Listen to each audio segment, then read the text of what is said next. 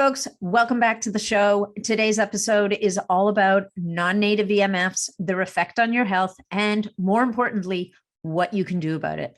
There's no doubt that we're increasingly under fire from more and more sources of non-native electromagnetic frequencies that are disruptive to our biology. And my guest today, R. Blank, is an expert in this area.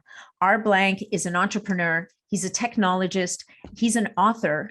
And he is also the CEO of Shield Your Body, which creates products that make it easy and affordable for people to reduce their exposure to wireless radiation from devices like cell phones and laptops. And before you say, oh, he's just, this guy peddling his gadgets because he wants to sell them, I encourage you to listen to the episode. R. Blank is a heart-centered entrepreneur. He started out here basically co-authoring a book with his father, Dr. Martin Blank, which is called Overpowered and is widely regarded as one of the best books written on the science of the health effects of EMF radiation. And he's also the host of his own podcast called the Healthier Tech Podcast. So R's on a mission to help us to basically live with the technology that we just can't live without anymore. So if you are looking to connect with R himself, R. Blank, then you can do so through his website, which is shieldyourbody.com. And once you're on the website, I encourage you to go poking around because they have some amazing products there. I just myself was on that website a little while ago, and I ended up buying this really neat device called the Hard Device that we do talk about in the podcast, and allows you to use your very own headphones, your favorite headphones or earbuds, and it helps to mitigate the EMF radiation that would otherwise get to your head through the wiring. And I also got one of those cool pads that you put your laptop on because, we all love to sit on the couch or in an armchair working on our computers. Meanwhile, computers heating up your lap, it's shooting radiation down into your body. So this kind of blocks it. Anyway, those are two of the things that I really wanted to get. If you decide that you're going to head over to the website and you want to do some shopping, then you can save 15% on your purchase with discount code longevity. And so shieldyourbody.com, discount code longevity. And if you're looking to connect with me, you can do so through my website, natniddam.com, which is also where you can sign up for my newsletter.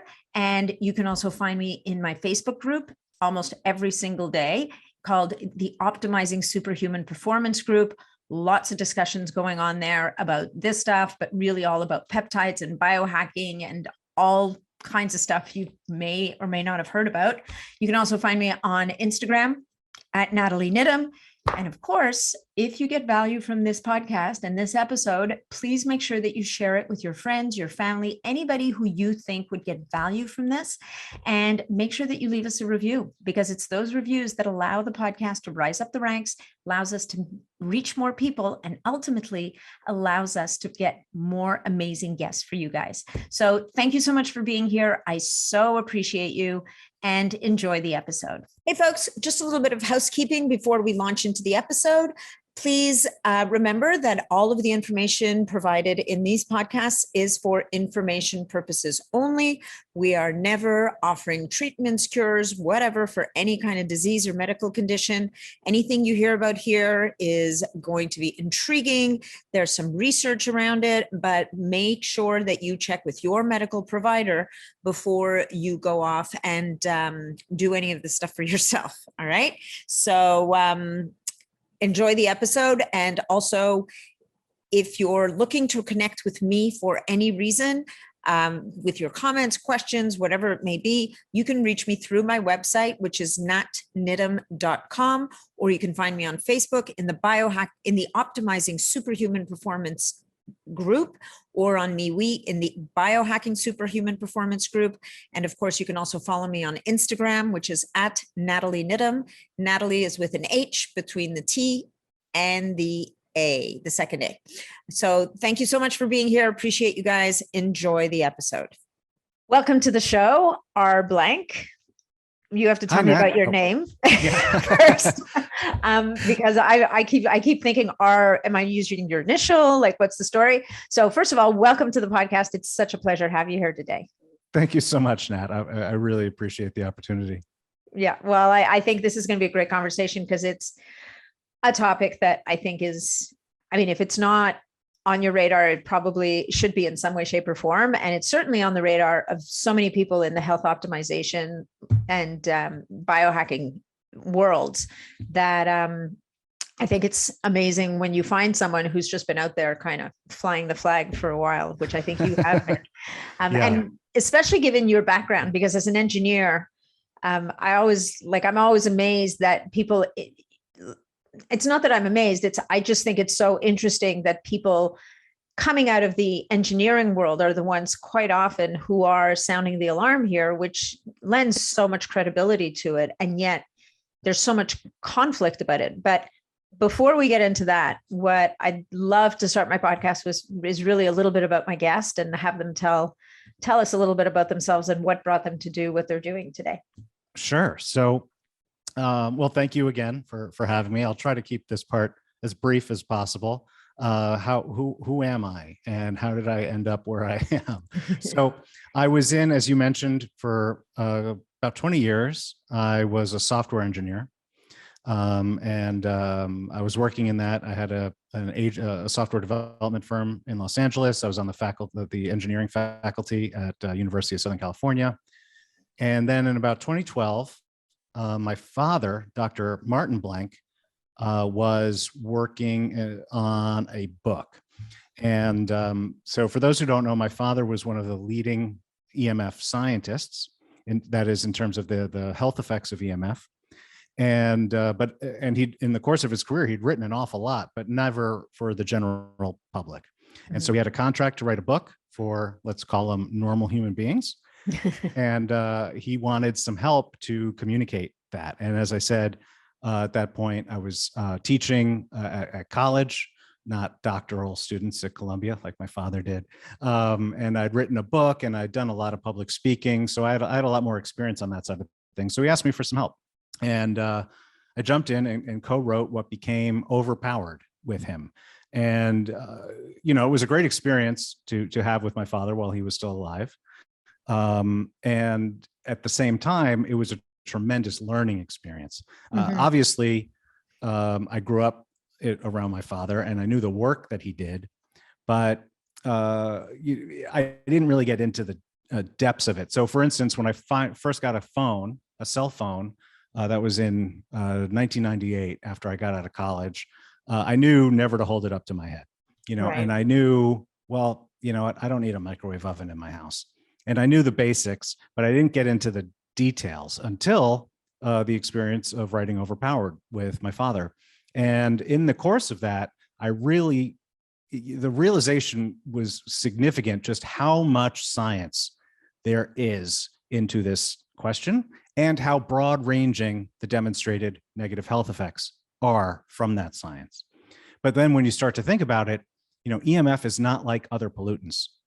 It's not like CFCs, where you could change spray bottles and repair the ozone layer in a pretty short period of time.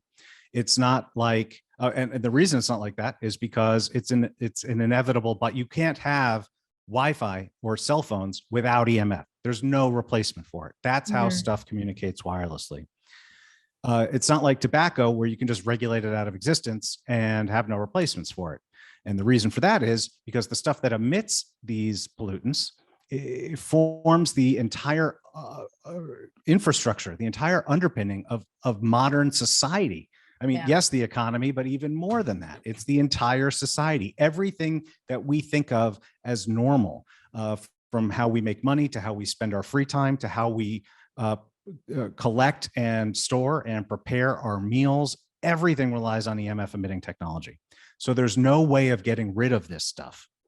So I started thinking there has to be safer ways to use it and to be around all of this technology. And that's where the idea for what became Shield Your Body started. And again, that was in 2012. I launched my first product in 2013. And then in 2016, I sold my half of my software company and decided to go full time into SYB, and that's been my sole focus since then. So just hitting up right now about on 6 years. Wow, that's amazing. You sold your software company for this, so you're pretty committed to the cause. I take it. Yeah. Well, I totally believe in this, and I believe that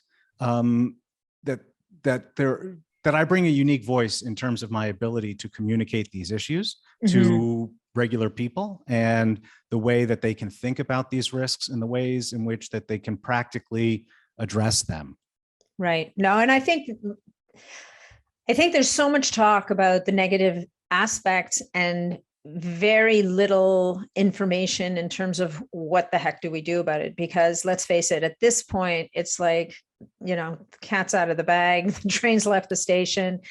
Industry's not going to change. They're not going to change the way they deliver. And to your point, this is the way our world works. I mean, we can choose, I think, to have fewer wireless devices in our home. Like, I choose not to buy a fridge that works wirelessly. I choose not to have a washing machine and a dryer that operate with wireless signals. Like, these things, they get offered to you when you go to the store. Oh, this is amazing. You can start the machine when you're like halfway across town. And I'm like, I don't need to do that. I don't know why I want that. I don't want that. And besides, it's just another electronic gizmo that can go wrong with something that all I want my fridge to do is keep my food cold. That's it. Yeah. I don't need it to talk to me. I don't need it to tell me what the weather is. I just need to know that my food's going to be cold and not go bad in the few days it takes me to consume it. Right.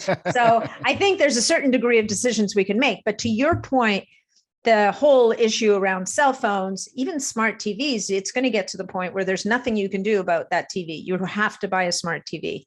Our cars emit EMFs as well. So, but maybe what would be a great idea is for you to define for the listeners, even though most people probably have a sense of this, electromagnetic frequencies is something that are actually naturally occurring in nature.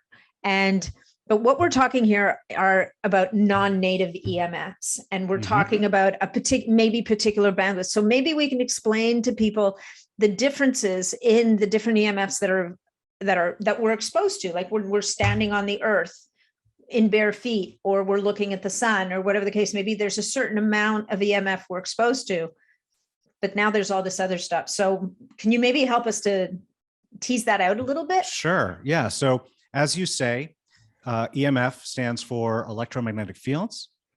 And as the name suggests, it's formed by a combination of electrical and magnetic forces. So it's a form of energy created by a mixture of electricity and magnetism. There are many, many, many different kinds of EMF, as you say. So they exist on what we call the spectrum, the EM spectrum, or electromagnetic spectrum. Right at the middle of the spectrum is visible light, like we get from the sun. And for almost all of history of life on Earth, we're talking about billions and billions and billions of years, life on Earth evolved to deal with sunlight. That was essentially the only form of EMF to which not only humanity, but all life on Earth was exposed. In addition to that, as you pointed out, there's a small magnetic field from the Earth itself, and then also some from lightning. But the vast, vast majority was visible light, and that was the only form to which humanity and all life on Earth was exposed. Now, there's certain types of EMF with more energy than visible light. Those are called ionizing, and they include things like X-rays and gamma rays. And everyone knows and fully agrees that that stuff is super harmful, even in very, very low doses, which is why when you go to the dentist and they take an X-ray of you, they put on a thick lead coat on you, and they leave the room while it's happening. Scamper away. I think they're wearing a lead coat too, aren't they? And they leave the room. So that stuff, ionizing EMF, everyone knows has long been accepted is super harmful, even in very, very low doses. Now there's a whole spectrum below visible light with less energy. These are called non-ionizing forms of EMF.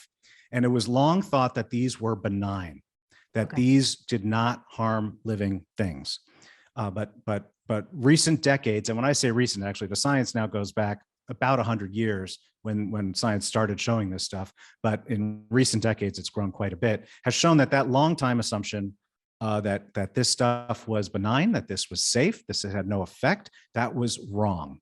And just to give people an example, when my father went to medical school, he was taught this was safe. When he was teaching at Columbia Medical School in the initial decades of his career, he was teaching that this was safe. So that's how recent this was considered to be just common knowledge. This stuff is safe. But as I say, recent science shows that that assumption was wrong. So within there, the non-ionizing portion of the EM spectrum, you have a few different kinds. So you have what's often referred to as radio frequency or microwave. They're kind of used interchangeably. Those are the frequencies used for wireless communication. So that includes cordless phones, cell phones, Wi-Fi, Bluetooth. All of these wireless technologies use radio frequency or microwave to transmit their information. Then with even less energy than that, you have something called ELF or extremely low frequency. And this comes off of anything like power lines or your appliances. Anything that runs off of electricity is a source of ELF. So those are the two, when your listeners listen to me or other EMF health advocates, those are the types of EMF that we are talking about. That is radio frequency or microwave and ELF or extremely low frequency. And these are the segments of the EM spectrum to which we are increasingly exposed and to which life on Earth was essentially completely unexposed until the late 19th century. So since the invention of the light bulb, that was really the first practical source of human-made EMF in our lives. Then you had a power grid to power the light bulb. Then once the power grid was in place, companies started making all sorts of new appliances to take advantage of that network. And so those became sources of EMF. Eventually they realized, well, we can send radio. And that's when the first wireless signals really came into play. Then they realized television. And then, as we know, cordless phones, cell phones, Wi-Fi. The amount keeps increasing every year. And to give people some kind of benchmark on this, it is estimated that the ambient level of EMF, just when you're walking down a street in a city, is, and this is, I want to emphasize that I am citing a conservative estimate here. There are plenty more dramatic estimates. The amount of EMF that is ambient in the environment, not you holding up a phone, you just walking down the street, is over 1 trillion times higher than what is found in nature. So when people say, well, EMF is naturally occurring, so it must be safe, it is such a distortion of the actual facts on the ground that it's just not a relevant comparison. Because yes, a certain amount of a specific type of EMF is naturally occurring, but nothing close to the amounts and types of EMF to which we are all exposed on a daily basis from our modern technology. Wow. Okay, 1 trillion, that's a lot. That's really a lot. And I guess that, I mean, like I live in a big city, so definitely I'm in that world. Frankly, even when you look at, some of us talk about turning our Wi-Fi off at night. Awesome, except that I can see at least 7 other networks in my house. So yeah. I mean, it's all fine and good to turn my Wi-Fi off, which has become a next to impossible exercise, by the way. I don't know what it is about these these companies, but they're now making modems that you can't turn them off. Like even when you pull the plug on the thing, there's backup battery power. Like, oh my God, like you're like sitting with a hammer going, die already, like shut down. Anyway, so I'll let you go. Oh, no. So I totally understand and appreciate your frustration on a couple of points with your last comment. So first is the number of, when it comes to turning off Wi-Fi, I understand the frustration that can be when you live in close proximity to neighbors and you turn off your Wi-Fi and there's still all these other networks. I want to emphasize to people, it still matters that you turned off your Wi-Fi. Okay. One, because you're reducing your load just by doing that. EMF exposure, what the science shows us is that there is a dose response relationship. And the more of it you are exposed to, the more likely you are to experience the negative health outcomes. So reducing it, even if you're not eliminating it, is helpful. But the other thing I wanted to take this time to point out is that EMF diminishes in power exponentially with distance. So what that means is if you, let's say you have you here, well, no, people aren't seeing this, they're listening to this, but let's say there is a YouTube version of this. So okay. Some people will see this, not as many as will hear it, but. So let's say you're here and your phone is now an inch away from you. Okay. And then you take that phone from an inch away from you to 2 inches away from you. The power of that exposure has just dropped by 75%. Wow. So the Wi-Fi router in your home or apartment is likely much closer to you than the Wi-Fi routers in your neighboring apartments or homes. So by turning off yours, you're not just reducing it, you're reducing what's probably the biggest source of your Wi-Fi exposure, even though these other networks are still in play. But the other side of that that your comment brought up in my head is the frustration with the design of certain modern products. So for instance, just last year, I bought a new elliptical, and it is literally impossible to disable the Bluetooth on this elliptical. I don't use, it connects with this, this fitness platform called iFit. I don't make use of that. I just use the elliptical, but I cannot disable Bluetooth on the elliptical. It is not possible. In my car, I have a very low-tech car. It came with this radio that had Bluetooth in it. And there was no way of turning off the Bluetooth. And in fact, what happened, the random side story, my car was broken into and the radio was stolen, and we just decided not to replace it. So we have a big hole where the radio used to be, but that was the only real source of human-made EMF in that low-tech car. But when it comes to smart TVs, I haven't experienced this myself, but with some smart TVs, right, they allow you to disable the Wi-Fi and plug in Ethernet. But I've heard that disabling the Wi-Fi doesn't actually stop it from transmitting. It's kind of like a user interface feature that you think you've turned it off because you're not using it, you're using the Ethernet, but it doesn't stop it from transmitting. So there's a whole bunch of modern technology that is, let me say it this way, where you see they could have made different design choices that would have led to less EMF exposure. But minimizing people's EMF exposure is not a business priority, and it is not a regulatory priority. And so these companies make these design choices that lead to more EMF exposure than we need just to use the product. Yeah, no, it's pretty amazing. And, with cars, it's an interesting thing, right? Like the message got driven home to me once, and it's not just your radio. I mean, if you think about all of the things in modern cars that work with EMF, your key fob, which is the thing that gets you in the car, the thing that allows the car to start, is itself a wireless device. So I have, from a friend of mine, I have this Faraday pouch. And, you're supposed to put your phone in it. I was disorganized that day. My phone was in my purse. I had too many things in my hands. I threw my keys in the Faraday pouch. And I have a car where I don't need to use the key. As long as the key is on my body, I can unlock the car. So I get to the car and I go to unlock it, and it won't unlock. And I'm like, oh my God, what's going on? Like, did I forget? And usually that's because I forgot my key in the house, because if you don't have your key on, and I thought, well, I couldn't have forgotten the key in the house because, and I'm juggling 27 things. I couldn't have possibly forgotten the key in the house because I locked the door. And it suddenly hits me that my key fob is inside this Faraday pouch. And so it can't transmit. So that's great. So then I get in the car and I keep it in the thing, and I'm like, I put it back in the pouch, and I'm like, will the car start? And the car wouldn't start.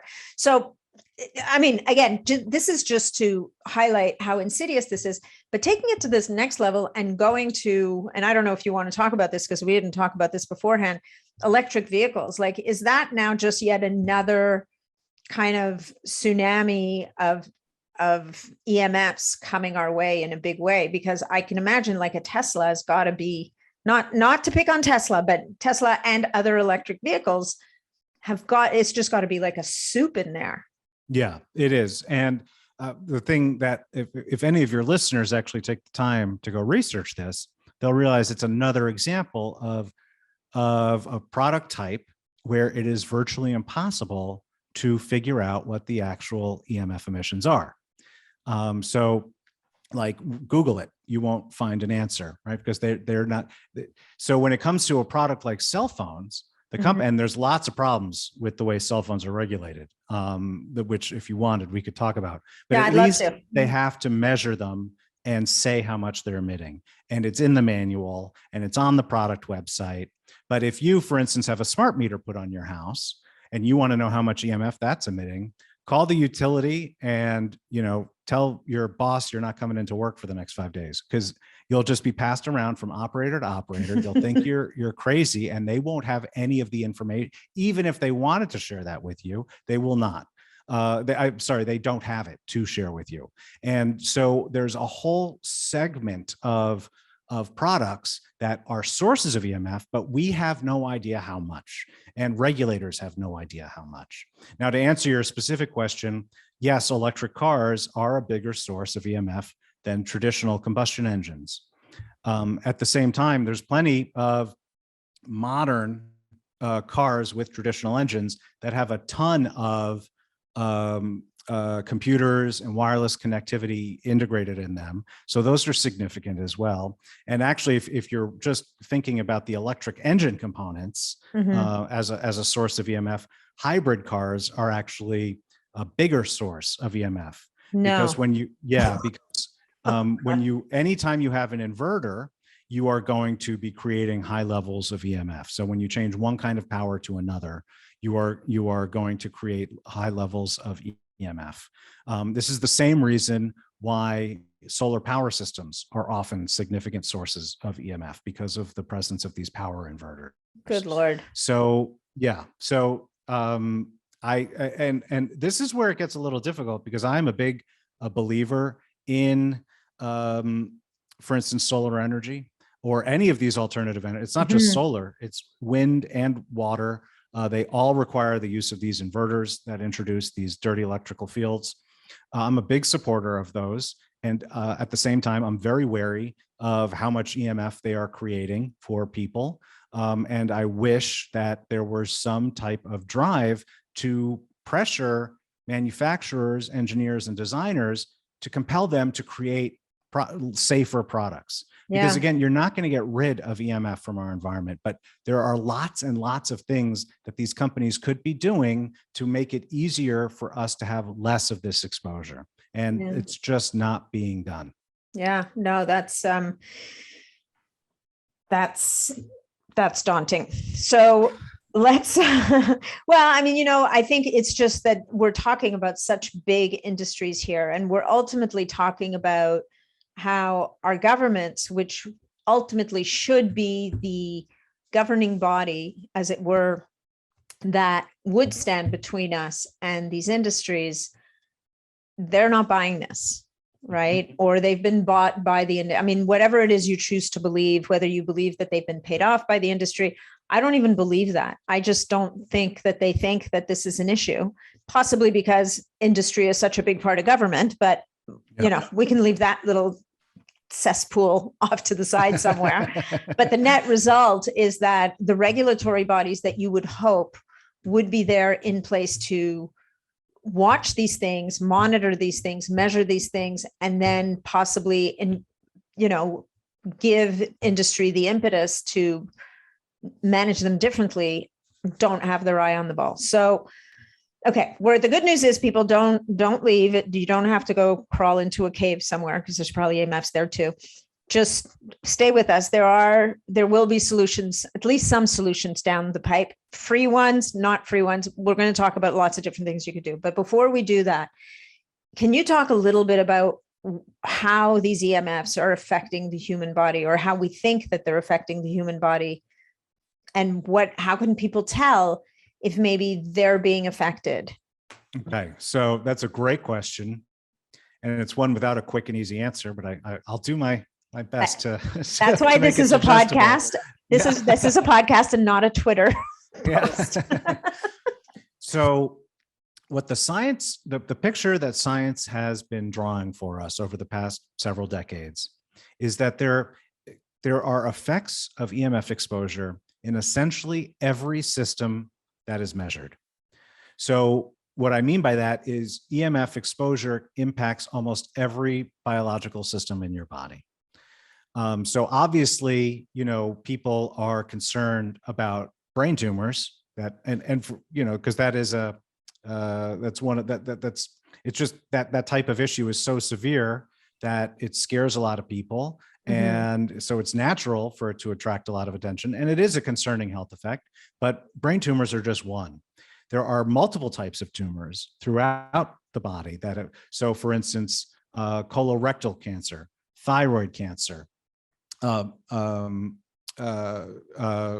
lymphoma, multiple types of tumors and cancers have been linked to EMF exposure, and for different types of EMF exposure. But of course, it goes beyond. I said it's every biological system. So we see it there's science in terms of melatonin suppression.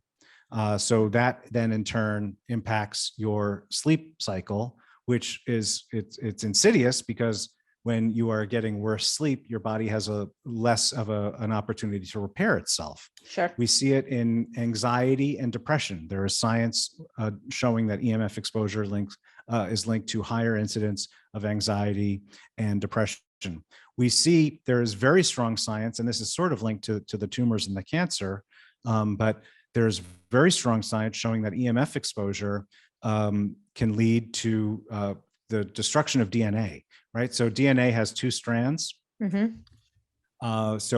EMF exposure, like from a cell phone, leads to higher incidence of single and double strand breaks. So when a single strand breaks, the cell can make a copy of the other strand. But when it makes that copy, mutations can occur. Sure. And so mistakes can happen. That's what we call a mutation. That then leads to biological damage over time. A double strand break means both strands have been destroyed. The cell does not have sufficient information in order to repair the genetic information. And so the cell enters apoptosis, another word for killing itself. Right. We see issues in terms of cognitive impairment and memory. We see issues in terms of, I'm sorry, I know we're on video. I shouldn't have done that. I was dragging windows around. Don't worry. we see issues with tinnitus.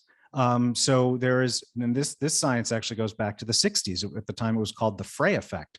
But EMF exposure can lead to tinnitus, or these sounds happening in your ear that can drive some people kind of nuts because they're there and you're hearing something all the time. It's not a pleasant sound. We see it before we get into the sensitivity levels. We see it not just in humans, right? So I mentioned it impacts every biological system that's been measured.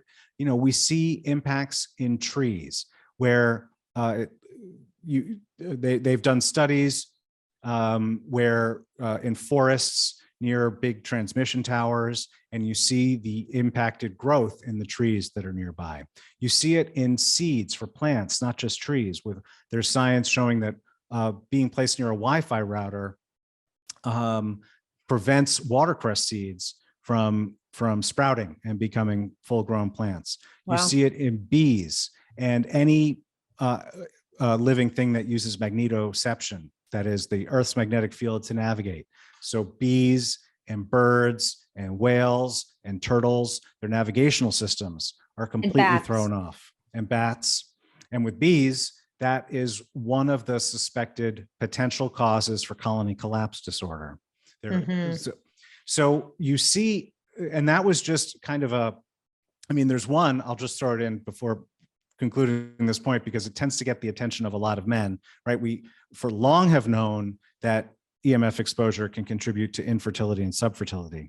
But more recently, there is science showing that it can contribute to erectile dysfunction.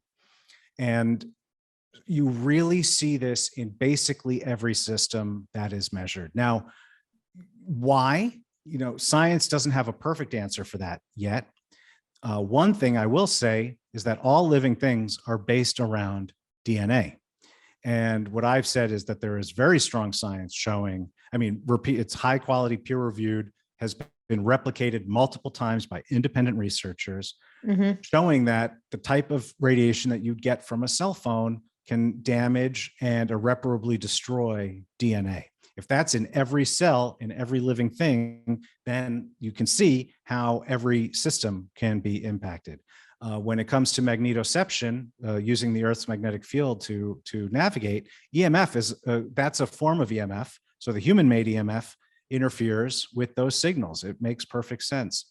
There is science more recent by Dr. Martin Pall showing that EMF leads to an alteration of, and I always mispronounce this, so I apologize, but voltage-gated calcium channels. Yeah.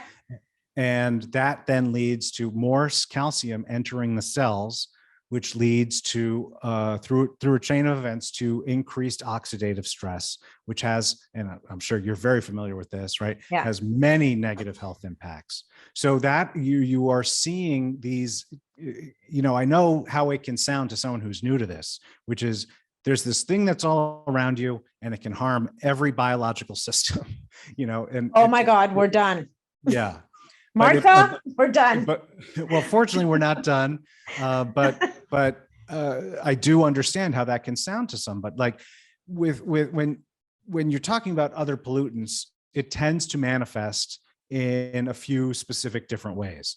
For instance, lead in water leads to lead poisoning. It doesn't Right. lead to, well, it could be a brain tumor, it could be erectile dysfunction, it could be birth defects in your children, it could all these different things. And I know that it's the first real pollutant like this with this kind of documentation behind it that really manifests in so many different ways. But I assure your listeners that is what the science is showing.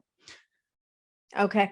And so to look at that science, so part of that is in obviously your dad's book, the overcharge, the science is in there, overpowered, yes. Sorry. And then I think your website is an incredible repository of information as well. I mean, I was on there for a little while. I was like, wow, I need to set aside a few days for this. Yeah. Thank you. Yeah. There's a lot of really good information there, but to the skeptics out there, because, we talk about how, I mean, the bees, clearly there's something going on. There's also the nicotinic pesticides that are being used. I mean, bees talk about being under assault, and bats as well. But this idea that these electromagnetic, these EMFs could be messing up migratory birds. They're still finding their way though. So it's not critical yet, maybe, but I guess what you're saying is it creates more noise, and just maybe it just makes it harder for them to do what they need to do and get to where they're going. But the concept around the voltage gated channels and the increased oxidative stress, like I hear that, and we are essentially electrical beings, and anybody who doesn't get that, think about the last TV show you watched, where they had to reanimate somebody whose heart stopped. They use electricity to do that. They don't, they might use a drug, but really they need the electrical charge to get that heart going. So the idea that electricity around, any kind of electricity around us, we're going to be impervious to, I think is probably somewhat of a flawed concept. And, I think what's also an interesting point that you made is that we and all other living creatures evolved on Earth, adapted to a certain degree of magnetic fields. And there are people who believe that we will eventually adapt to these magnetic fields as well. But the point I think needs to be made is the speed and scale at which we've accelerated our exposure is beyond anything that our bodies can really adapt to in the short term. I mean, maybe generations down the road. That's exactly right. And even if, you and I had somehow miraculously evolved to cope with the level of EMF that was in our environment when you and I were born, the level of EMF in our environment today is actually orders of magnitude greater. Yeah. And the same is true at the current rate. The same is true for the children being born today. That they're being exposed at birth to levels much, much higher than we were exposed to at birth. And by the time they are our age, the levels will be much, much higher. So no, yes, you are correct that no, we are not capable of evolving at that pace where the levels are just increasing exponentially every year or couple of years, and we haven't even caught up to where things were. That's Right. not the speed at which evolution occurs. Yeah, no, and that's yeah, that's quite something. So I had a note here for us to talk about EMF and immunity. And again, if it's affecting every system in our body, then clearly the immune system may be taking a hit here. And just out of curiosity, and intuitively, I feel like maybe, and not to get too far down the COVID-19 path, because we don't want to go too far down that rabbit hole. But would you, based on what you've seen, and I don't even know if you've looked at it, do you think that there might be a different pattern of how devastating this virus has been depending on major cities versus more rural areas? Has anybody looked at that? Do you know? Yeah, I mean, that's definitely outside of my area of expertise. I haven't seen any compelling data. No. I don't know that anybody's done that work. I think it would be such an interesting exercise to take a look and see, and maybe there isn't a difference. I'm not saying that there is, but it would be such an interesting exercise to see, have different areas. And the truth is, you can't, to your point, you can't really get away from them completely anymore. I was camping with my husband and my son a couple of summers ago in one of the biggest national parks, in Algonquin Park in Ontario. And you're not supposed to have reception in Algonquin Park. And you know what the bad news is? You can get reception. You can pretty much get reception. There are very, very few places you can't get reception for your cell phone anymore, which tells us, now, is the density of EMF in a place like that less than it would be in my house in a major urban city? Absolutely. Yes. Plus, there may be things available for me by my exposure to nature that might help to mitigate those effects. But before we get into that, because I think that I want to get into the mitigation discussion very badly, because I don't want people to leave this podcast and just go hide under their bed praying that it's not metal. Like, exacerbating the situation even more. So other than tumors, which, so not everybody gets a tumor. Mm-hmm. It seems to me, and I don't know if it's because we talk about them more or another thing, but it seems to me that when I was coming up through university and studying physiology, the word then was that brain tumors were extremely, extremely rare. Fast forward a few decades, because it's been a while since I was in university. It seems to me there's a whole lot more brain tumors around than there used to be. Like so is it that we just hear about it more, or, and I don't know if you know this, or are there actually more incidences? Because it makes sense to me that I've actually seen women with their phone, and this is, women who are sometimes cleaning hotel rooms or cleaning houses. I've literally seen people with their phone stuck inside a hat and like kind of stuck to their head, or they'll keep it in their bra, which I think is just, to me, is just like, did you put that on airplane mode? Because I'm pretty sure you don't want that. Is there anything out there that speaks to that at all? So I don't have that data handy. My recollection is that there is starting to be a set of data showing that incidence of certain types of brain tumors is actually starting to increase. The thing to remember is, and as you well know, but for your listeners to remember, is that the period of time in which it takes to form a tumor is significant. Mm-hmm. And so, it's now just, I don't know how long it's been since your listeners have been using a cell phone, but it's probably around, or not greater than, about 20 years, which is really when you start to see the tumors form. Right. And for a lot of people, they wouldn't have been using it even those 20 years. And for those people, even if they were using it 20 years ago, maybe at the time they were used, but they didn't have Wi-Fi at home until a few years later. Right. And they didn't have their Bluetooth headset until 2010 or 2012 or whenever it was. And so it is my belief that you are going to start seeing a lot of this on the tumor side, because I mean, like I say, infertility, that you can see that, and you can measure it effectively in a day. The and impact, it's tanking. Like yeah. we know it's tanking. So, but in terms of this, an individual patient right. who starts carrying their phone in their pocket, they can see declined levels of sperm motility and viability within 24 hours. And if they remove the phone, they can start seeing regeneration within 24 hours. So what I'm trying to say is, for certain health effects, you can see and feel the impact very, very rapidly. For something like tumors, that is going to take, in many, many cases, it's going to take decades to form. And we're just now hitting that threshold in time where this technology was becoming widespread about 2 decades ago. Right.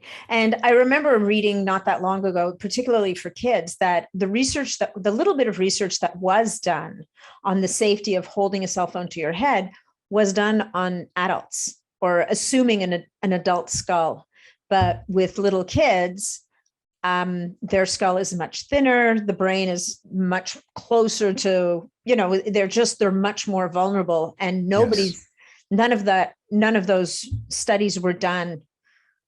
Yeah, assuming a childlike structure to their brain. Yeah, and that's one of the issues with, for instance, cell phone radiation regulations, because they're all based on a 220-pound male, and how much radiation a man that size, or a dummy emulating a man that size, will absorb.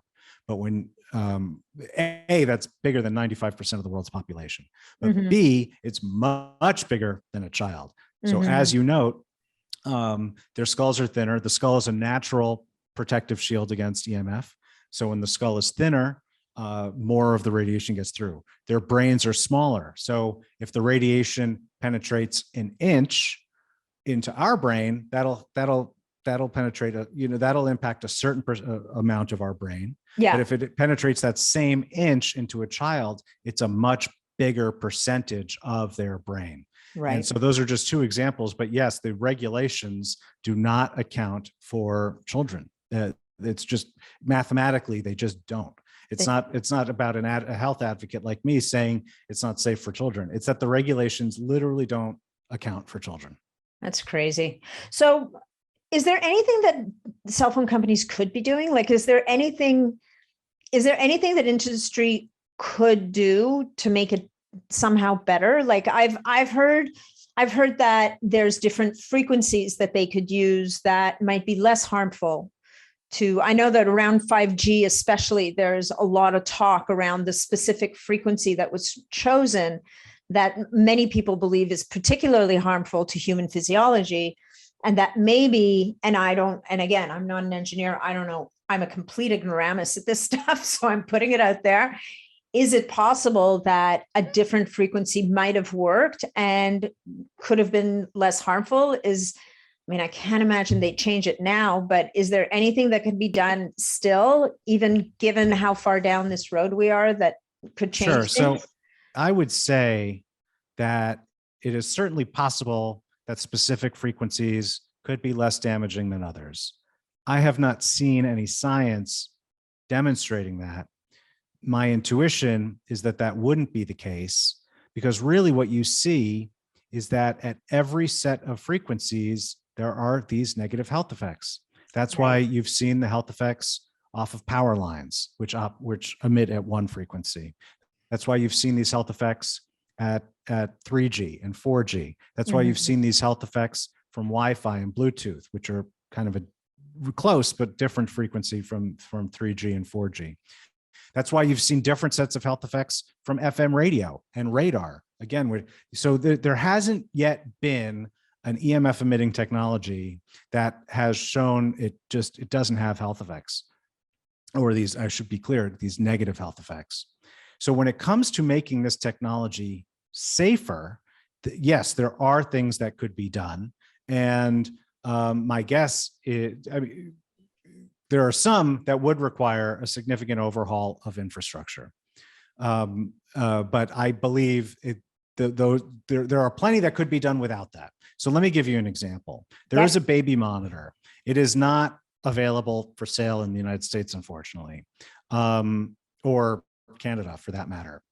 But there is a baby monitor. I believe it was called the Baby Safe or Safer Baby. It was made in China. And the thing with baby monitors is they are constantly transmitting EMF radiation, and they have to be close to your baby, right, in order for them to work. So you're putting this, I mean, it's important for the health and safety of the baby that for a monitor to exist, but at the same time, you're exposing babies who are the most vulnerable of all to EMF exposure. You're exposing them to 24/7 radiation. So what this company did is they made it transmit only when they heard the baby crying. And so when there was silence, it's not just the baby crying, whenever there was noise for it to detect. So when there's silence in the room, the baby monitor was not transmitting, and so was not a source of EMF. As soon as it picked up sounds, it started transmitting, and yes, there is EMF, but it was obviously sending you something you wanted to know. That is an example of a design element that significantly reduces the baby's exposure to EMF radiation without significantly impacting the value of the product itself. Nice. When it comes to things like cell phones, they emit they emit the same level of radiation in every single direction, right? So why is it that they emit if you hold it up to your head, which you should never do, but technically that is what they're designed for. If you hold it up to your head, why is it sending as much radiation into your brain as it is in the other direction? Why? It doesn't have to. They could design it not to. Okay. When it comes to something like the elliptical machine, I brought up at the start of this interview, why is there no way of disabling Bluetooth? There should be a way of disabling Bluetooth. And then I could cut out that source. There are all sorts of ways that design can be integrated into these products without changing the nature of the technology, without negatively impacting the consumer value generated by that technology, and without requiring re-engineering of the digital infrastructure that powers these. There are literally endless ways that this could be done. And the thing is there is no regulatory pressure incentivizing those changes. And so, but the answer to your question is yes, basically all technology could be made safer in one way or another, but it is not happening. Yeah. Well, and I think in addition to the lack of regulatory impetus, there's lack of, like, the consumers could be driving this. Yes. Right. Once I think that enough people are educated, enough people believe in this, consumers can vote with, I mean, we can have a massive impact on both regulation and the products that are available to us. Like that baby monitor, people start asking for baby monitors like this, they seek it out, they buy it. The other guys will eventually get with the program. Like they will realize there is a product niche available for them, and they will start to produce baby monitors that operate on the same premise, or who knows, something even better. I think that as consumers, we know that we wield a ton of power. The problem here is critical mass and getting over the disbelief that how is it possible that something that is so insidious in our environment could possibly be so bad? Our government wouldn't allow this to happen. And I just think that it's not that I take the malice out of it, because I think it's ignorance. And I think it's, governments have a gajillion things they need to worry about. This is not going to rank for them unless we, as the consumers, and you as the advocates, become loud enough and large enough a group that they start to pay attention. So, fully agree. I really believe that's why I thought this podcast would be such a great idea. I mean, it's not the first podcast I've recorded on EMF, and it won't be the last, because there's multiple people going at this in many different ways. Like I had another guy who makes clothing that helps to shield the body from EMF. And that's a new field, and I'm sure it's as good as it is right now. It maybe will be better down the road, but these are these tiny steps, along with all of the products on your website, that can help people to at least buy themselves some protection and peace of mind. So with that said, what are some of the things that people can do? First of all, let's start with the free stuff. Like, what can people do for free? And I keep giggling every time you talk about that elliptical, because I can only imagine as an engineer how frustrated you must have been trying to disable the Bluetooth on that thing and realizing it's like me with my module. I mean, I like my Wi-Fi router. I mean, I expect to be foiled by electronics. I have no expectations that I'm going to be able to figure this stuff out on my own. But I was pretty frustrated. I can only imagine you, given your background and what you know, how you must have been sitting there in disbelief going, come on, you cannot be serious that this thing. Yeah, all they needed disabled. was a menu item, and yeah, they didn't consider it a design priority. Yeah, exactly. Anyway, so let's get to the free stuff. That won't make people lose their minds completely and take apart all their electronics. The free stuff is the most important, right? Because I am someone, and you indicated you had another guy like me on selling, making EMF protection apparel. I am someone who makes EMF protection products. And so I hope that this has a little bit more import when I say this. The best EMF protection is the free stuff that you can do. Okay, I love that. No EMF protection products are 100% effective. And so the best way to reduce your exposure to EMF is to reduce your exposure in the first place. And those come down to the two key rules. One is minimize, and two is maximize. Minimize means minimizing your use of EMF generating technologies. So what are examples of ways you can do that? Well, one is, like you said, turning off your Wi-Fi at night. That is a huge one. Even though you may see 20 other networks on your computer when you turn it on, right? As I said at the top of the show, every bit of difference to the reduction that you can make makes a difference for you. Mm-hmm. And the one in your apartment is probably exposing you to more radiation than the ones further away. So turning off your Wi-Fi router at night is an example of minimizing your use of technology, of EMF emitting technology. Number two is maximize. And when I say maximize, I'm talking about maximizing distance. So when you maximize the distance, again, as I said earlier in the show, every time the power of EMF radiation diminishes exponentially with distance. So every time you double the distance between your body and the technology when it's in use, you are cutting the power of that exposure by 75%. So that means, again, going back to the example of your Wi-Fi, put it as far away from where you and your family spend your time as possible. Mm-hmm. Another example of that is never to carry your phone in your pocket or your bra. Or if you do, to put it in airplane mode. But if it's on, you never want to carry it in your pocket or your bra, and you never want to hold it up against your head. And the reason is the cell phones are very, very powerful. I mean, they are designed to send signals, miles if they have to. Mm-hmm. And when it's right up against your body, you are getting a maximal possible dose out of that device. So when you create distance between your body and the technology, you are reducing your exposure to the radiation from that source. And by the way, I would just underscore not carrying your phone in your pocket or your bra and never holding it up and using it against your head.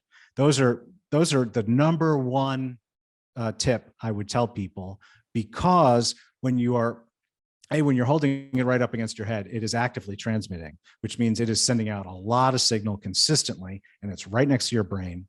And when it's in your pocket, again, you are getting a maximal dose from this thing, but it's right up against your body, and it's for extended periods of time. Mm-hmm. So even the reason I'm highlighting all of that is because even as we have all of these sources of EMF in our environment, for most people, it is my belief that cutting out those two behaviors will reduce their overall EMF exposure very significantly because of the factors that I just said about the phone, how powerful it is, and using it right up against your body. So not carrying your phone in your pocket, not carrying it in your bra, and not using it up against your head. I have a question about that though. So people will say, okay, great. I got these really cool wireless earbuds. My phone is never near my head. or I wear those earbuds that I plug into my phone, or the one that actually, this one drives me a bit nutty, is the one that people wear around their neck that sits right on their thyroid, right at the thyroid gland, which is transmitted, they either have earbuds stuck into them. So what are your thoughts on that? Because my understanding is that the wireless earbuds will fry your brain. They're inside your ear.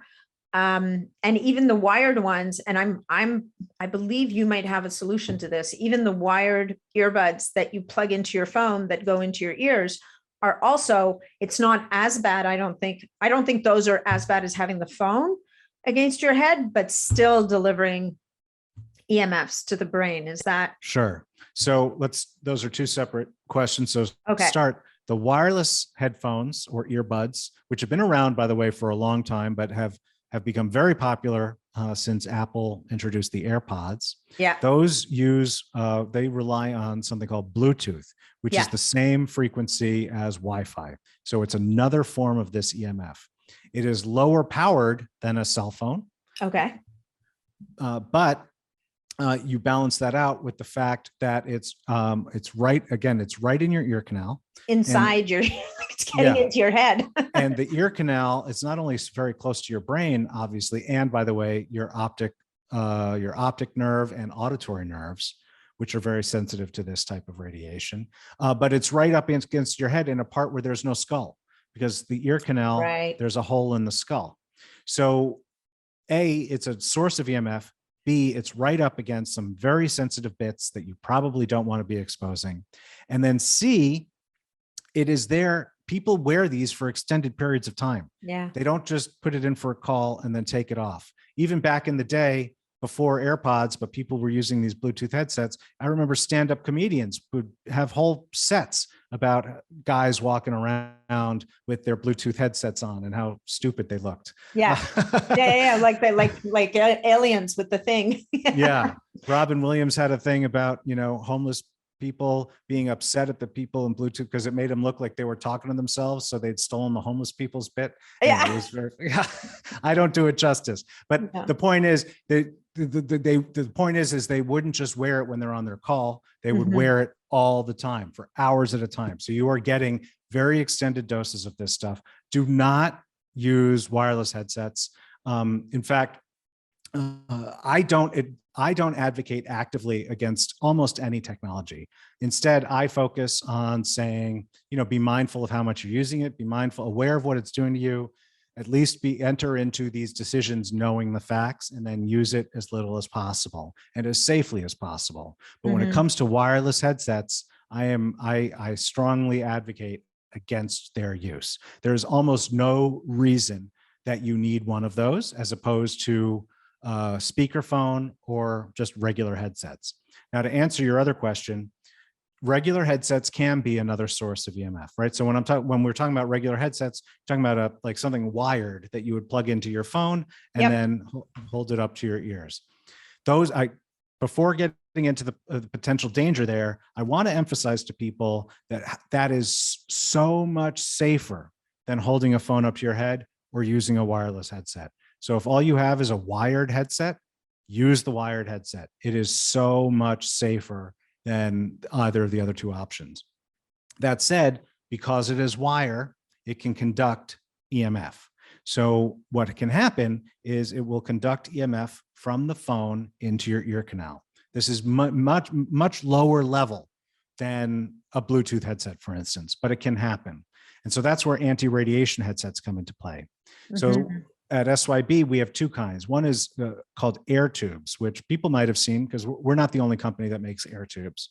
And what happens with air tubes is partway, so out of the phone, right? The headset is a wire coming out of the phone, but then partway along, there's these little speakers that convert the audio signal from wire into air.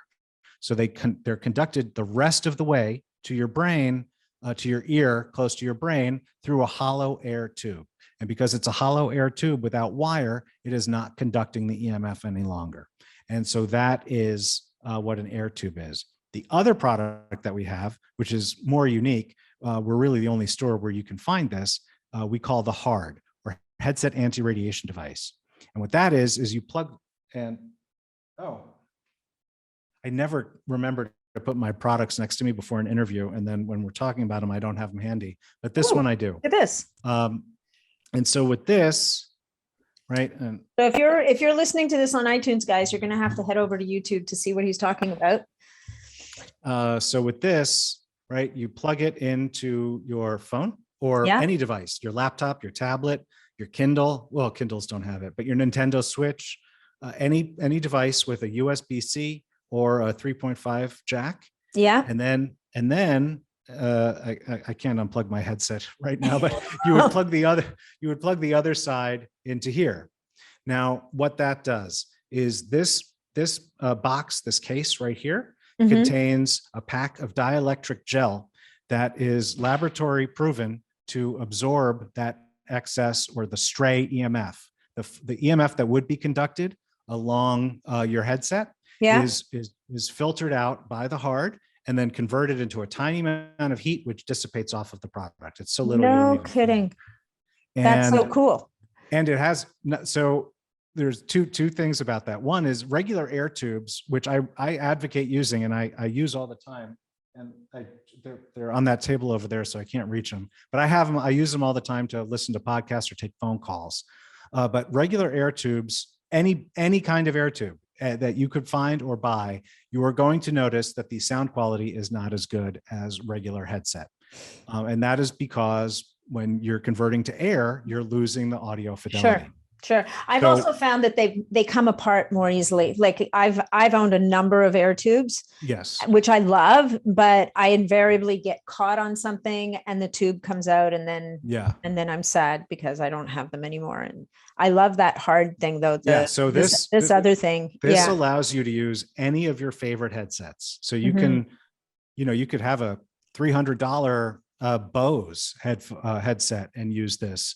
And so not only are you getting the higher quality of the Bose headset, what you are also getting is because the hard is filtering out that stray radiation, you're actually improving the sound quality because you're filtering out the interference. And in fact, that's what this product was first developed as an audio quality product. It was developed specifically to make audio higher quality.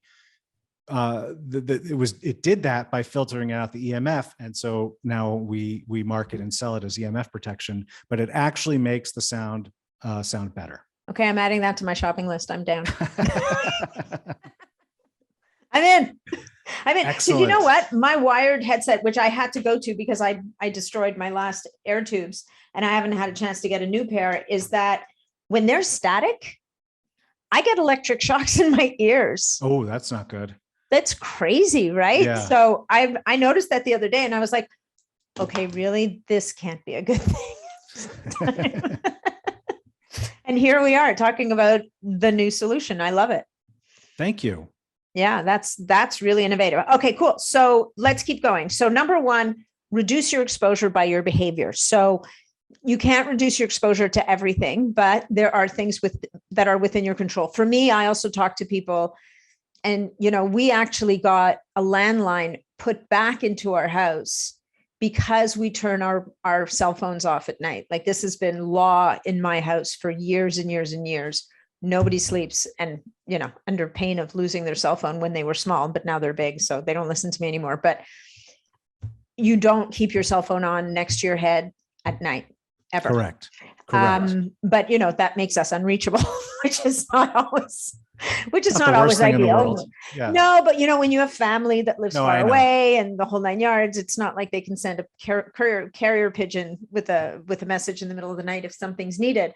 And so we brought a landline back into our house just for that reason. It only lives in our bedroom. It's the old kind with the earpiece that is wired to the phone. It's not a wireless phone.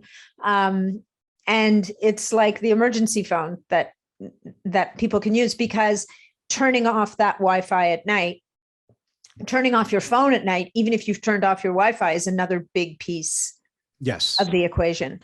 Yeah. So sleeping with your phone in another room or turning it off or putting it into airplane mode if it is closer to you. Yeah, those are big. That is another big way to cut your exposure. Right. And then another thing, I was just staying in an Airbnb, and I don't think they did this on purpose, but interestingly enough, so they put a TV in the bedroom, which, number one, is a starting point. I would encourage people to forego the TV in the bedroom if they can at all do that.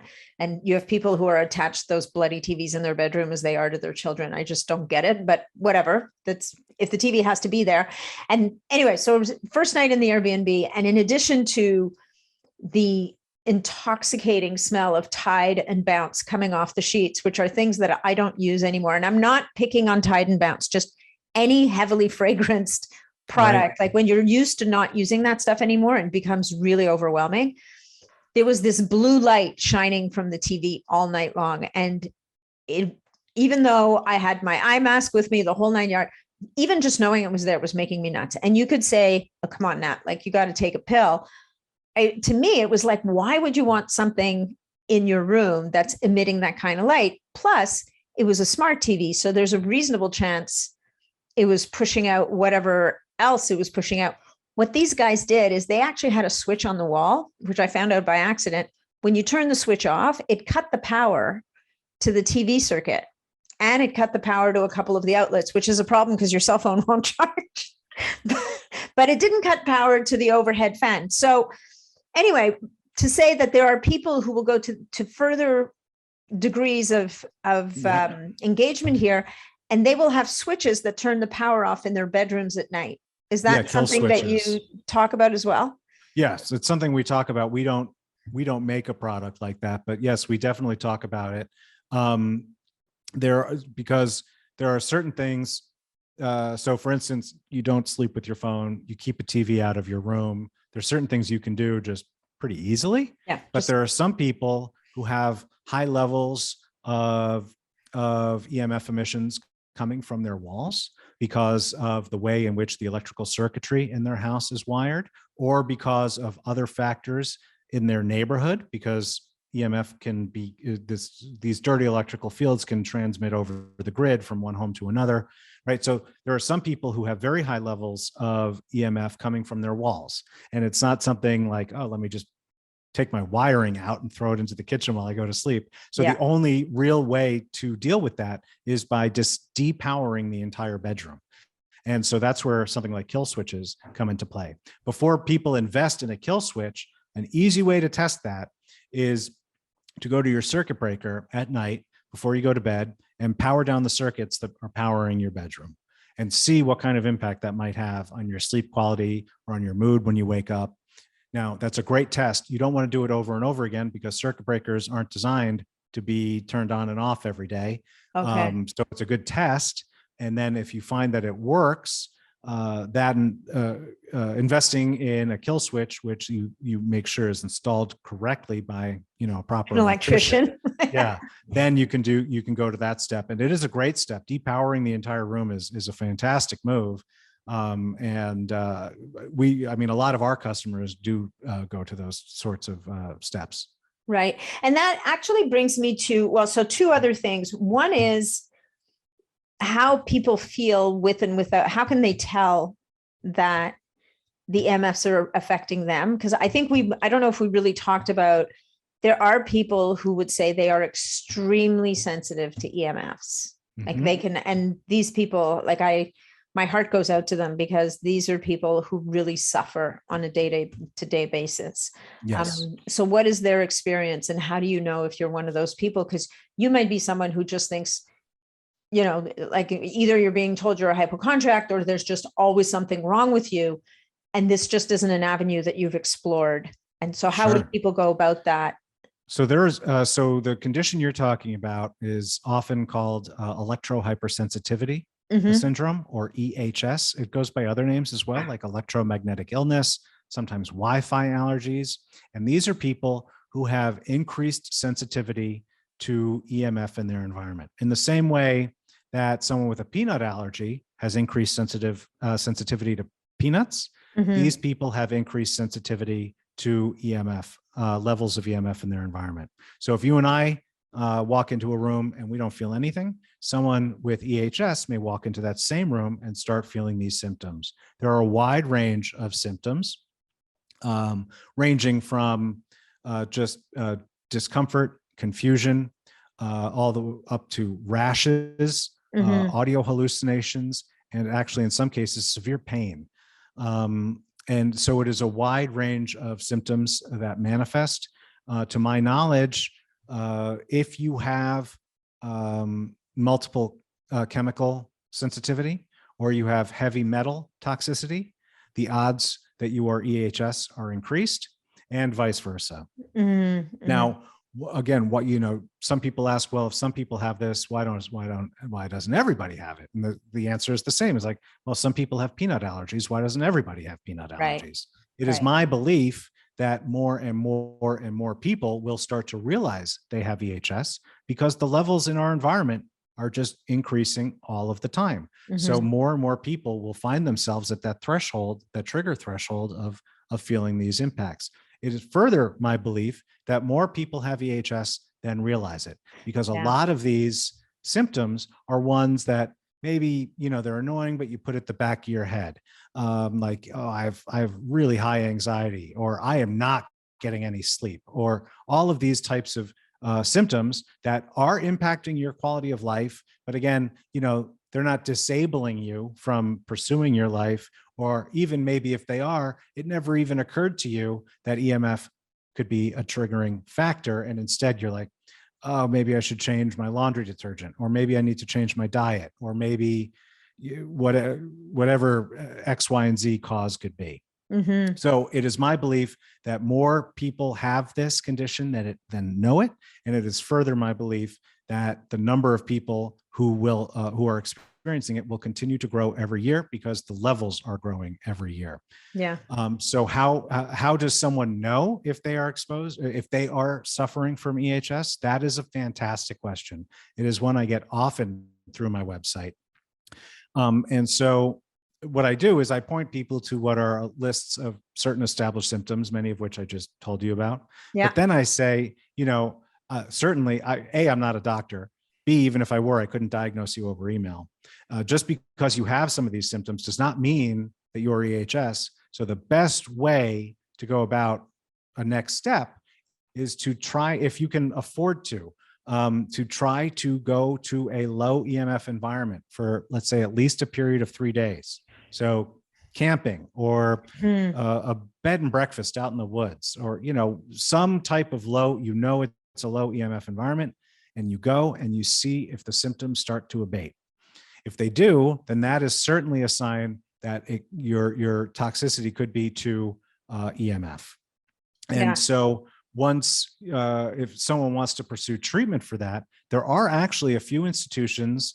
I don't remember all of them offhand, but I one that always sticks in my head. It's the Women's College in Toronto, has a diagnosis and treatment regimen for EHS. There's multiple other institutions around North America and the world that recognize and offer treatment for EHS. There are other types of, I work with building biologists who help their customers deal with and heal from EHS. And so there are things that you can do once you know that is the case. Another thing I recommend that people do, by the way, when they're coming to me asking, is this EHS, is I strongly advocate that they purchase a decent EMF meter. This is something I recommend for a lot of people, right, who are interested in minimizing their EMF exposure, is get a good meter, because unless you have a good meter, and when I say good, I'm talking about good consumer grade, not like tens of thousands laboratory grade. You for like $160, I just got one. Quality. Excellent. You can get a decent quality meter, and you learn how to use it, and then you start taking measurements. And you can see, am I feeling worse when the levels are higher? Or I am feeling worse. Let me see if the levels are higher, or if there's been a change in my environment. Sometimes, in the same living room, you could have significant differences in levels of EMF, sitting on that chair versus that chair, because it just happens to be that out of that wall, there's a huge magnetic field coming that you never would have known about. So you can move your chair or move where you're sitting in that room without making huge lifestyle changes. And you've made a big difference in your EMF exposure, and it's big enough that you start to feel the outcome, the result of that. So I strongly advocate that people purchase meters, and I strongly advocate that if they really think that they might have EHS, to try to go to a low EMF environment for a period of at least 3 days and see if the effects start to mitigate. Yeah, well, that's a great suggestion. Quite by accident, I started off saying I've never considered myself someone who has any response to EMFs. And last fall, and I've been camping a few times, and of course, like so many biohackers, I wear a biostrap, I wear my Aura ring, and definitely my sleep metrics always seem to be great when I'm camping. But last fall, I was asked to speak at an event that was at a campsite. Literally, we were in tents. And I've told this story a couple of times that the first night was this wicked wind and rain storm. And so we were not comfortable. It was not the best sleep I'd ever had. But I wake up in the morning and my recovery scores were off the charts. Oh, that's great. The next night, it was freezing. Like, we literally went to sleep wearing all the clothes that we had in the sleeping bag with as many things as you could think to pile on, because we were not in a place where we expected to be cold. And again, the next morning, my recovery scores were off the charts. And thinking about it, this was a place where there was no reception. You could not get a cell phone reception in this place for love or money. There was no reception. We were in the middle of like an abandoned field. Well, not an abandoned field, but we were in the middle of a field. I get it. In the middle of nature. And all of a sudden I was like, holy jumping. Your body does recognize the difference in environment. I still don't consider myself particularly sensitive, but even someone who is not sensitive, if you can, and I will say again, it is harder and harder to find places like this where you can't actually get reception, but they're out there. Yeah. And it is quite something to see that how your physiology responds to that difference in environment. I don't consider myself particularly EMF sensitive, but in the past few years, I learned, I grew up right outside New York City. I lived in New York City in Manhattan for 7 years. I felt okay. At least I thought I did. Now, when I go to Manhattan, I feel wired nonstop. Mm-hmm. And I feel like I can't shut off. And I attribute that to EMF. I mean, there's all sorts of causes it could be. But again, I grew up around Manhattan. I lived in Manhattan for 7 years when I was younger.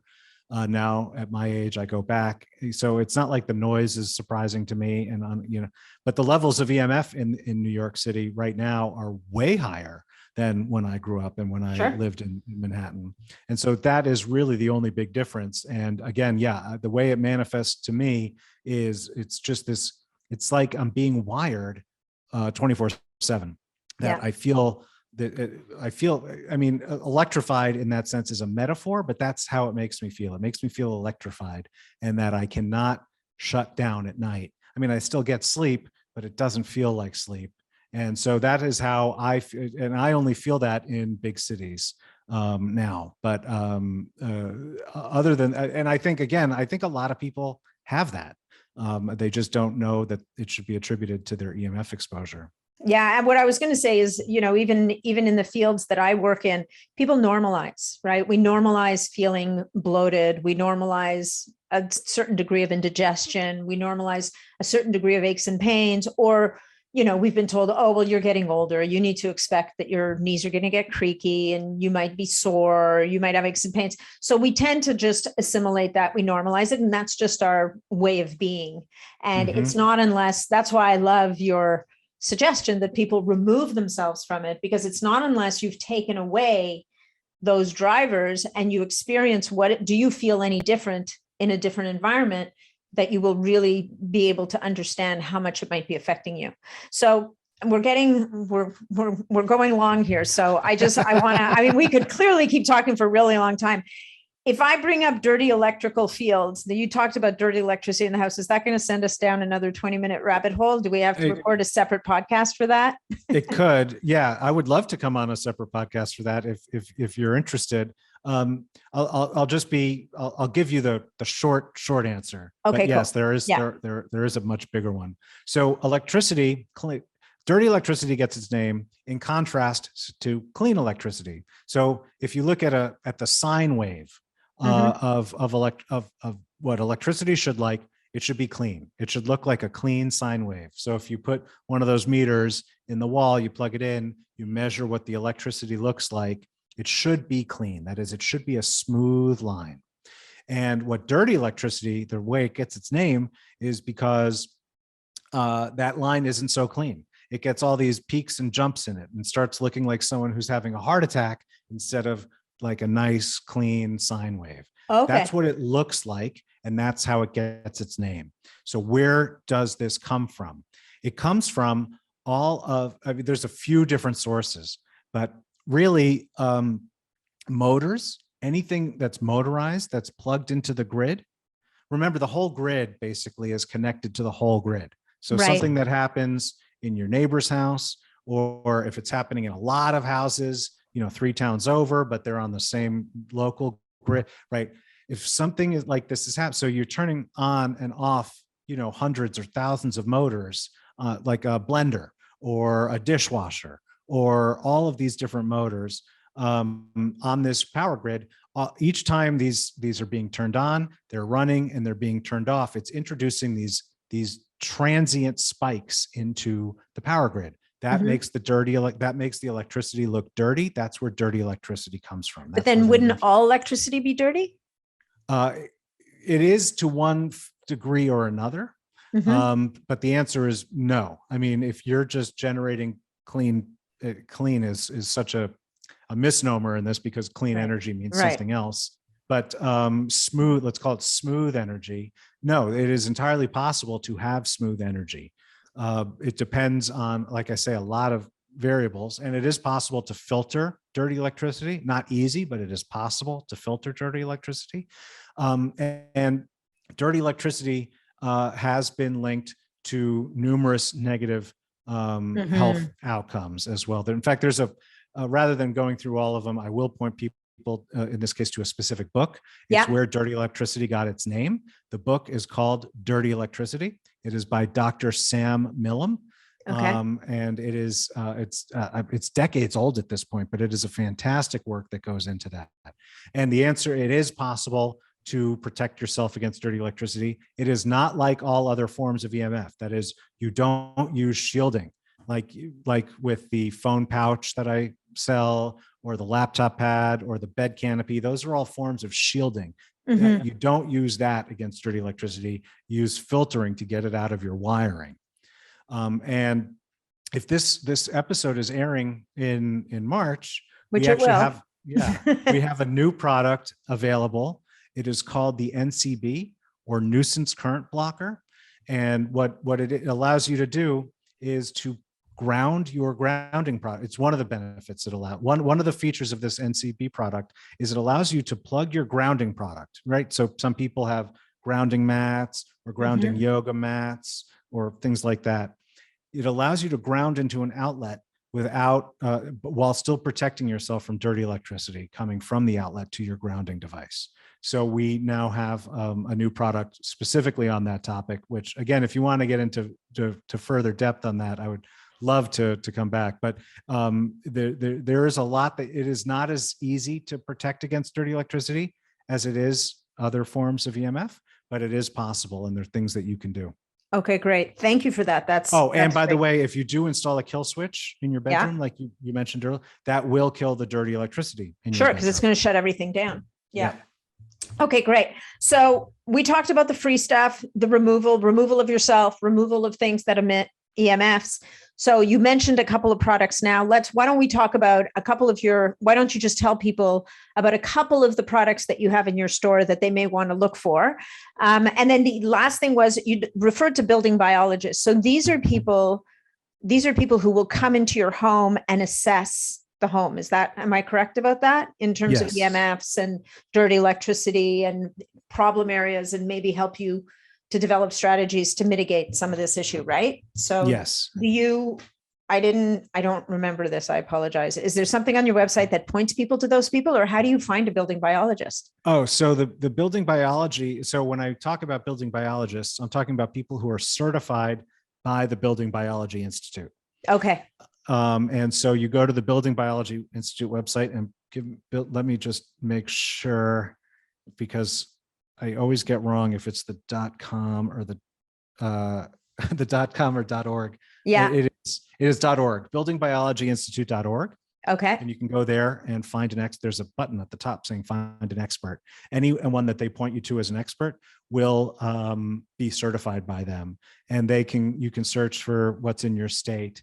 Now, to answer the other part of that question, we do have a building biologist who works for SYB, and you can book time with her for remote consultations through our website. So you go to shieldyourbody.com and you click on consulting and the nav, and then you can book time with her. Her name is Kathy Cook. She's a certified building biologist, a certified electromagnetic radiation specialist, and a certified holistic nutritionist. And so she works with our customers to help answer the kinds of questions that can be addressed remotely over Zoom. And then people can actually get the recording of their session as well for future reference. Amazing. I love that. Okay. And then the gizmos and the gadgets. So just as a starting point, I want to, because if your listeners go out online and type in EMF protection, right, they're going to see a lot of different stuff. Oh yeah. And not all of it is based in science. Mm-hmm. And so I want to underscore that all of my products are based in science. That means most of them are based on EMF shielding. The vast majority are based on EMF shielding, which is not only scientifically demonstrable, but we actually have laboratory tests to demonstrate the efficacy of all of our products. So if you're going out online, people always ask me, why don't you sell a little sticker that I can put on my phone and make it safe? And the answer is because that technology doesn't actually exist, right? Mm-hmm. So the products, all of the type of EMF protection I'm talking about are shielding products. They're based in real science with laboratory data to support the product claims. So I mentioned one is a foam pouch. This is still our number one selling product. It makes it safer to carry your phone. I mentioned not carrying your phone in your pocket or putting it into airplane mode if you do, right, is very important for people. But some people either can't or are not willing to do that. So what we have is a foam pouch that makes it safer to carry your phone. You put your phone in the pouch, and then you put the pouch on your belt or in your pocket. The rear of the pouch is lined with the shielding material. The front is not. So that deflects radiation away from your body while still allowing your phone to work, right? Unlike your Faraday pouch that you put your key in, which was fully shielded. Yeah. This is intentionally designed to bounce the radiation away from your body while still allowing your phone to work. Okay. We already mentioned the air tubes and the hard. We do have a few apparel products. We have a neck gaiter or a neck tube, which I don't know if all your listeners know, but it's kind of like just a cylindrical scarf that you can wear as a scarf. You can wear it as a hat. You can wear it as a bandana. It's 90% silver, 10% spandex. It works for a lot of different uses to provide protection for your head and neck and thyroid. Mm-hmm. We also have bandana. So we have apparel products. And then the final one that I would highlight is our bed canopies. We have actually 3 bed canopies. And those, I decided to create those and add them to our catalog because there are increasingly sources in our environment, but outside of our immediate control. So nearby cell towers, your neighbor's Wi-Fi networks that you talked about, all these things that you can't just power down because they're not yours to power down, but they're still impacting you while you sleep. And actually shielding your whole bedroom is very expensive and very complicated and difficult. So we created the canopy so you can just install the canopy around your bed, and then you get full 360 by 360 protection from all of these different sources all night long. So it protects you while you sleep, which is a big chunk of your life, but B, a big chunk of your life where your body is supposed to be healing and rejuvenating. Yeah. So that's why we have the canopies. So we have right now, we have a couple dozen products. We have more on the way, but those are some that I would just highlight for people. And again, underscore that my products are based on real science, and all of them are laboratory tested to do what I say they do. Yeah, no, amazing. And with the canopy, it's an easy test, right? If you sit under that canopy and your cell phone works, then it's not working. Interesting. So that isn't a. Is that not a good test? That's not, well, did I just blow it up? No, it can be a useful test, but it's not a perfect test. Okay. And I can explain to people, I can show them videos that explain why, but the thing is as you, this is also why we don't make a product that fully shields your phone, because as your phone experiences interference, it will boost the power of its output to compensate for that interference. So as the canopy cuts the phone off from the signal, the phone will emit more and more and more power until the little bit of it that gets through actually connects with a signal on the outside. So do not use your phone under the canopy, because it becomes a super phone. Yeah, never use any wireless device with inside a canopy. But yeah, no, so that is how phones work. And I know it's a little unintuitive, but that's why using a meter is really the only way to know what your exposure is. And it's the only way to really know how much your EMF protection product is working for you. Okay. Love it. Well, thank you. This has been amazing. This is, we've been going at it for a while. So assuming everybody's still with us, thank you for staying with us. And thank you I never asked you about your name. Why do you have an initial as a first name? The short answer is my father really liked crossword puzzles. Okay. Okay. We'll leave it at that. We'll leave it for the second episode. Well, thank you so much for being here today. I really appreciate it. Why don't you've said it a few times, but why don't you tell people again how they can find you, where they can find your website? And I think we've got a discount code for people, and a discount code for people, which is longevity, which is my kind of jam. That will be, I don't know if it's active yet, but it will be active by the time this episode is live, that people can use to save a little bit of money when they're buying products on your site, because you generously offered to give them a discount. So yeah. My website is shieldyourbody.com. That's shieldYourBody, all one word, .com. And there you can find all of our products. But as you indicated earlier, we also have a ton of free educational information. We have hundreds of articles. We have educational videos. We have ebooks that people can download, all for free, to help educate people on the issues of EMF and health. We're also Shield Your Body on all the major social platforms. Again, particularly I'd point people to YouTube, because we have some really great content up there. As you said, the discount code longevity is good for 15% off your order from SYB. So, and then finally, I would also say to people, if they're interested, to join me on the Healthier Tech podcast, where we tackle all sorts of issues related to helping people build a healthier relationship with modern technology. Love it. Thank you so much. Thank you so much for this. This has been great. I really appreciate the opportunity. Thank you. My pleasure.